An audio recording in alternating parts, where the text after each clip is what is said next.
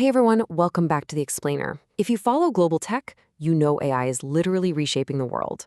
But right now, the most complicated, paradoxical, and honestly fascinating AI revolution isn't happening in Silicon Valley. It's happening in Sub-Saharan Africa. And as we're about to see, the data reveals a story of explosive growth that's hiding a massive structural catch. Just look at this number right off the bat, 74.04%. That is the hyper-accelerated annual growth rate of AI research coming out of Sub-Saharan Africa right now. We aren't just talking about steady, incremental growth here. It's a profound, sudden mobilization of the entire academic and scientific community. The sheer velocity of this scholarly response is absolutely staggering. But this explosive metric brings us to a huge curiosity gap.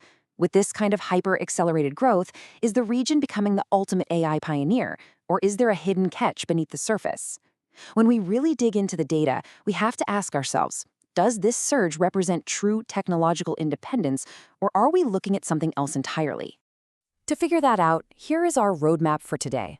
We'll explore the African AI boom, unpack the dependency paradox, discuss adoption over architecture, see who controls the research, and finally, look at achieving digital sovereignty. Let's get into it. All right, part one, the African AI boom. Notice the trajectory here. Before 2022, AI research in the region was sitting at a latent baseline, building readiness, but relatively quiet. But then, the global release of tools like ChatGPT triggered an absolute shockwave. We see this towering, explosive peak in 2023 and 2024, followed by a slight plateau. What this tells us is that the boom wasn't a slow, organic evolution born out of local computer science labs. Instead, it was an immediate, urgent reaction to an external technological disruption. Which brings us to part two, the dependency paradox. So the boom is totally real, but what scholars are actually studying reveals a structural fragility known as reverse maturation. This happens when the socio-ethical discussions about a technology happen way before the actual technical cores develops locally. Think of it like a giant car metaphor. Sub-Saharan Africa is urgently writing the traffic laws, designing the safety manuals, and debating the ethics of driving for a vehicle they didn't build and whose engine they honestly don't fully control or understand. And that perfectly defines the dependency paradox. The region is brilliantly theorizing the ethical guardrails of generative AI, yet it remains statistically marginal in the underlying computational engineering. This creates a really severe mechanical ethical disconnect. By focusing so heavily on the social consequences of imported tech, the region risks permanent theoretical marginalization, effectively testing and policing algorithms that were developed entirely outside the continent. Let's look closer at that in part three, adoption over architecture. To really understand this, we need to track the data fingerprints and see where the academic energy is actually going. There is a clear paradigm of adoption over architecture. A massive 30.4% of all AI research in the region is coming out of the social sciences. Compare that to computer science, which sits at only 18.5%. Basically, scholars are rushing to decipher the human, pedagogical, and behavioral impacts of these tools rather than innovating the neural architectures and natural language processing algorithms needed to actually build them. This is a complete flip from how global AI trajectories usually work. In the global north, technical development and architecture typically came first, followed by a massive wave of social impact studies. But in Sub-Saharan Africa, the reality is entirely reversed. Adoption and social triage are happening first, while the foundational computational architecture remains missing or just peripheral. In fact, when you look at the most cited, highest impact papers coming out of the region, they are hyper-focused on downstream human behavioral responses. We're talking crucial topics like academic integrity and distance learning, medical licensing, and preserving the student voice. But they completely ignore code-level algorithmic bias mitigation. So why does this matter?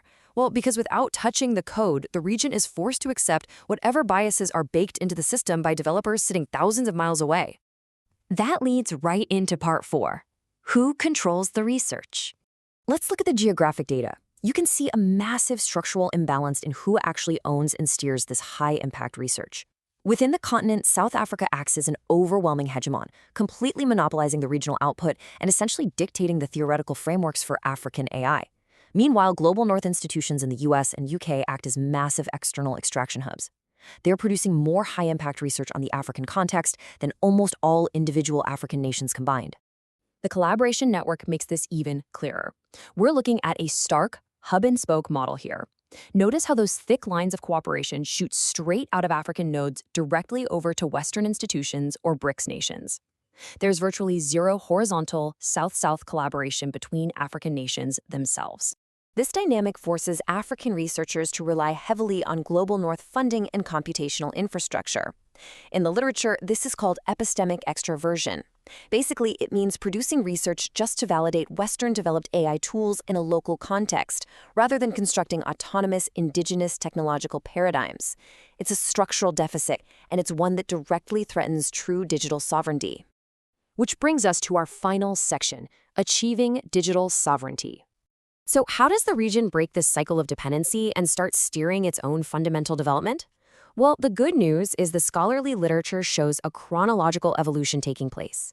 The region is slowly attempting to transition out of the initial observational shock of 2023, moving past the institutional governance phase of 2024, where everyone was just focused on academic integrity, and heading toward a technical disciplinary deepening for 2025 and 2026.